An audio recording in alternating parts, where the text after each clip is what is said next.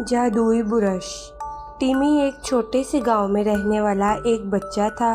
इसे मुसव्वरी और जानवरों की तस्वीरें बनाना बहुत ही पसंद था, लेकिन इसके पास अच्छे रंग और ब्रश नहीं थे। एक दिन जब वो जंगल में घूम रहा था, इसे एक सुनहरी पुराना ब्रश मिला।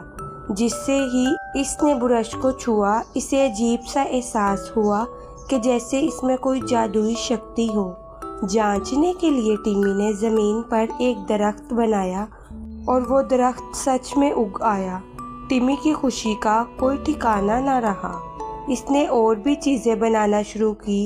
एक सुंदर तितली, रसीले आमों से भरा पेड़ और एक खरगोश। हर बार इसकी बनाई हुई चीज़ असली बन जाती। अब इसके पास एक जादुई ब्रश था जो कि सपनों को हकीकत में बदल सकता था। जल्द ही गांव वालों को इसकी अनोखी कला का पता चला।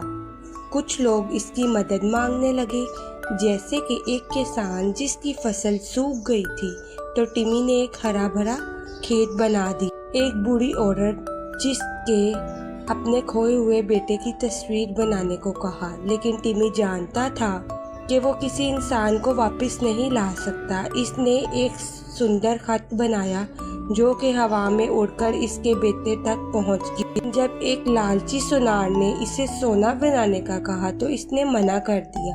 इसे समझ आ गया था कि ये ताकत अच्छे कामों के लिए इस्तेमाल करनी चाहिए।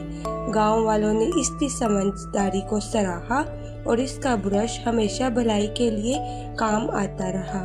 इसने वही चीज़ें बनाई जो कि भलाई के लिए हों, और वो हमेशा गांव वालों के दिलों में जिंदा रहा।